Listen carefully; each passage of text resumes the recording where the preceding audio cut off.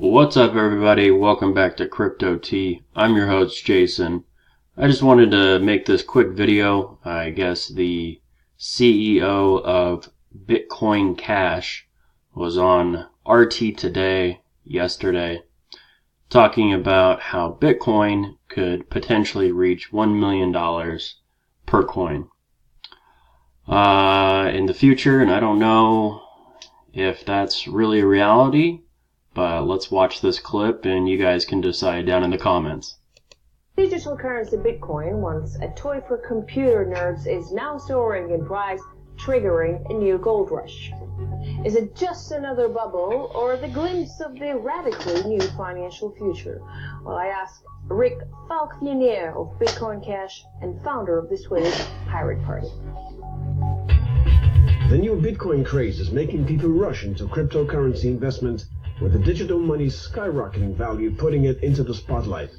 But aside from causing a new gold rush, Bitcoin is promising to completely transform the way we use money. What will peer-to-peer money exchange do to the global banking system? What role will the world's governments be left with when Bitcoin goes global? And can it overcome its unstable nature to bring about a radical financial revolution?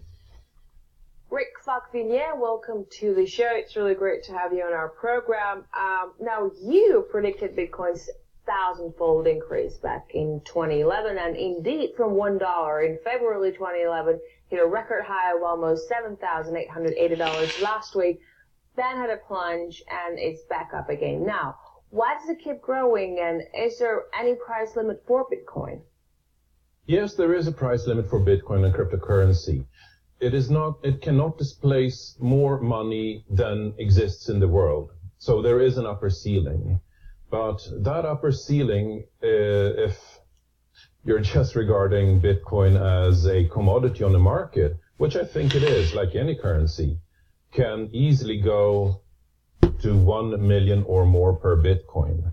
Now, it's important to remember that Bitcoin might not be the final cryptocurrency. Cryptocurrency will displace the central bank money.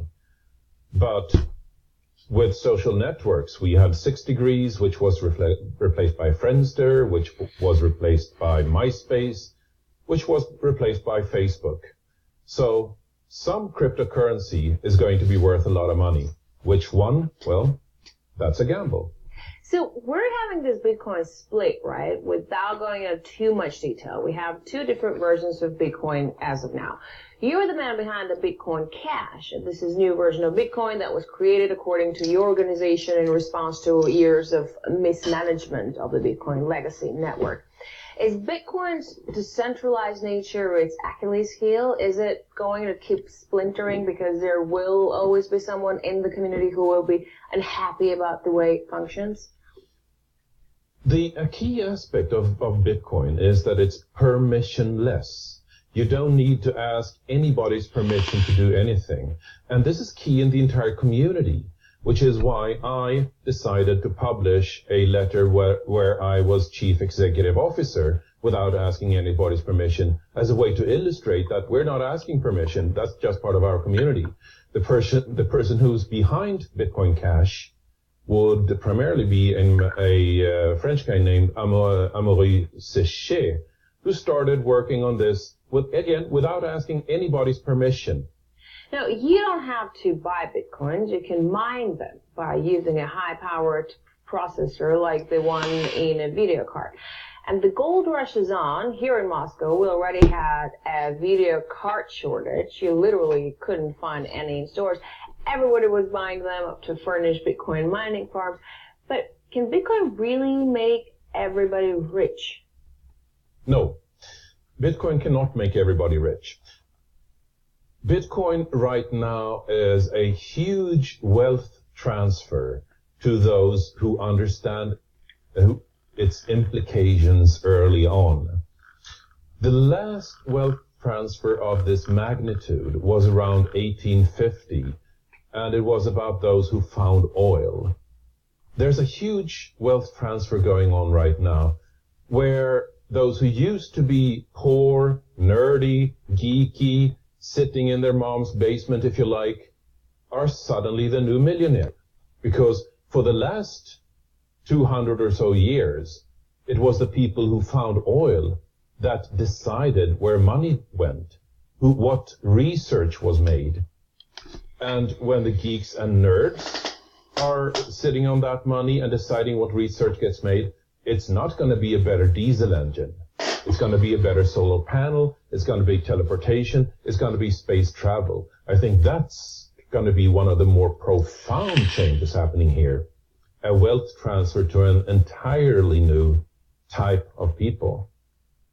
So can everyone jump on this bandwagon, or is it too late? Well, it comes Jump, and goes. jump. I mean, if I can't give financial advice, but if cryptocurrency fulfills its promise, and there is no indication it wouldn't, then the equivalent of one Bitcoin needs to be in the $2 to $5 million range. But at that point, it doesn't make sense to measure it in US dollars anymore, because the US dollar won't have any measurable value. So it is absolutely not too late, just like it wasn't too late when Bitcoin was at $3 or at $30 or at $300 or at $3,000. But this is a very high volatile instrument. This is a really risky investment. And if you're asking me She looks really whether bored. somebody should invest, then the answer is nobody should ever invest more than being capable of losing every single last cent of it. Goldman Sachs CEO Lloyd Blankfein says Bitcoin may be another bubble, just like that of the dot-coms. And JP Morgan's Chase CEO Jamie Dimon compares cryptocurrency to the Dutch 17th century tulip mania. Most people have a vague idea of what it is and how it works. I think you absolutely have a point that most people don't really understand what Bitcoin is. It is peer-to-peer electronic money. That means I have a phone here. I can use that phone to transfer money to a nearby phone or to a phone on the other side of the planet. The transfer is instant. It is practically free. Nobody gets to decide whether I can make that transaction or not, including financial authorities. And that in itself will mean a financial revolution. This is an extinction level event for banks. Banks will no longer be a necessary middleman. And that's, more than anything, why I believe that this is the future of finance.